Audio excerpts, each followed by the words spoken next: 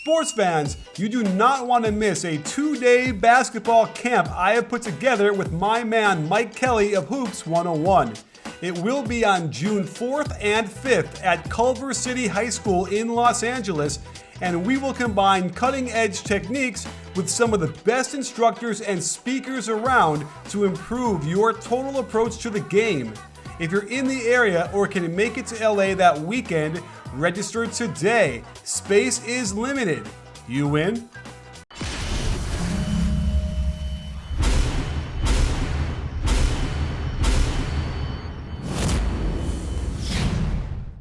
While there had been rumblings coming out of Madison Square Garden in the last couple of weeks, the news of Derek Fisher's firing came as a bit of a surprise this morning, sending ripples of shockwaves across the NBA. After only a season and a half, did Fisher deserve to lose his job?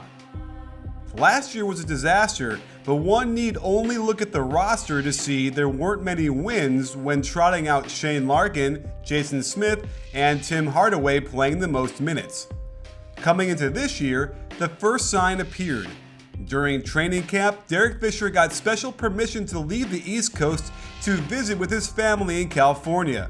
Of course, this is when Matt Barnes found out Fisher was with his ex-wife and took matters into his own hands. The Knicks brass were understandably upset, and though Barnes got a 2-game suspension, it was Fisher who ultimately suffered the most. The team itself was having a decent year through 44 games, winning half of those and being right in the playoff hunt. Without a first-round pick, the Knicks front office had no incentive to lose, yet became upset over two things: 9 losses in 10 games, and Fisher going on a radio show to say he wouldn't be disappointed if the team failed to make the playoffs.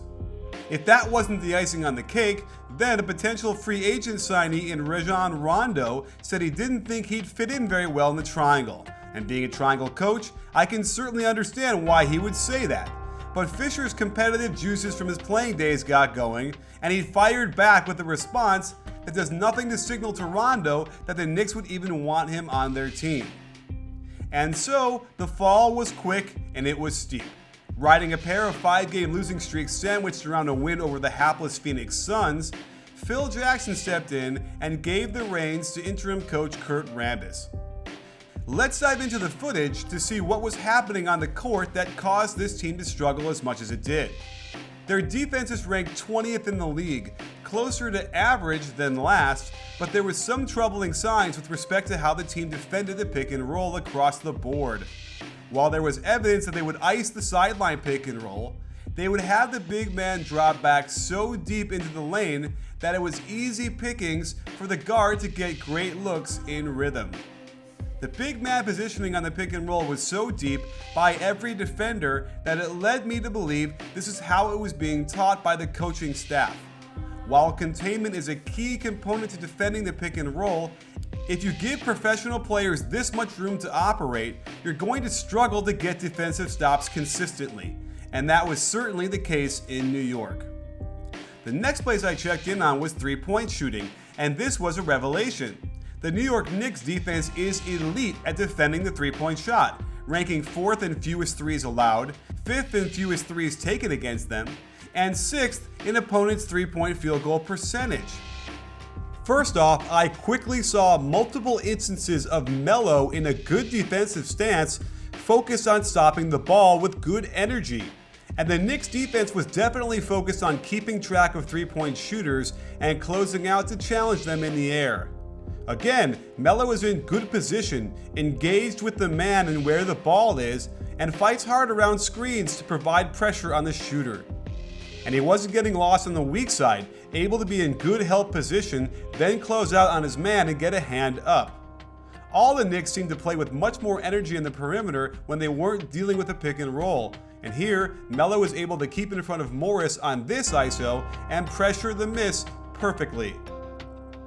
And most of the Knicks had solid fundamentals on weak side positioning to be able to help, then recover and close out to the shooters. The dive in the offensive output has seemed to coincide with Melo's knee becoming a problem. There was talk in early February of shutting him down, but he has persisted and his shooting stroke has taken a big hit. As you can see in this shooting chart, there are very few spots from the floor where he's shooting above average in the green, and he's struggling mightily to finish at the rim as well. The troubling things for Knicks fans is that it doesn't appear that he's favoring the knee at all, and his elevation looks okay, he just can't buy a bucket. That said, shots that miss like this tend to indicate something is not quite right with his body. I also think he's figured out how to get his shots in the offense without forcing it too much, like modifying pinch post to get him a nice ISO on the right block. And here's pinch post with Melo out top, and this is great seeing him turn it into a pick and roll, forcing the switch of the little guy on him and going to the rack. Again, more struggles to finish, but this kind of penetration tends to lead to good things. Melo has certainly been willing to exist in the offense, allowing the ball to flow to the open man, then use the low post to cut and open up shots for himself. On the forward across option on the triangle, Melo hits the middle, then dutifully screens down for Afflalo in the corner. When Afflalo cuts baseline, he correctly reads and pops out for the mid-range, but his struggles are very real. The Knicks have certainly accommodated for him as well, running quick ball screens for him to allow him to do his magic. The shots are there, he just can't get them to fall recently. And he'll also sprint to the low block for a quick post-up where he's normally devastating, but here's another example where it looks like his knee is just not giving him the strength to finish. And when he's feeling it, Fisher had allowed him to find his own shot on an isolation to start the possession. One criticism of the triangle is that it doesn't generate enough threes, but it's not due to the function of the offense. Let's look at some examples of why they might be missing out on some of the choice long balls that other teams seem to feast on. I love how they set up the triangle on the left side, then swing it to Melo in the post. But what the Warriors do so well is execute a perimeter screen and kick it out for the open three. They had it for Afflalo, who let his cut die, and Melo just tosses up a tough turnaround. While the triangle would normally dictate Melo cut to the hoop on the Porzingis catch, they still maintain great spacing around the three-point line, and Calderon knocks down the open corner three. And this isn't a bad shot by Porzingis. A hard roll to the hoop would have opened up the wide open three for Afflalo, or a swing to a wide open Melo in the corner if the defense rotated. Again, out of pinch post, they run it all the way to the pick and roll on the left side. This is great, but Porzingis needs to dive to the rim, opening up Afflalo wide open on the perimeter for a three-point shot.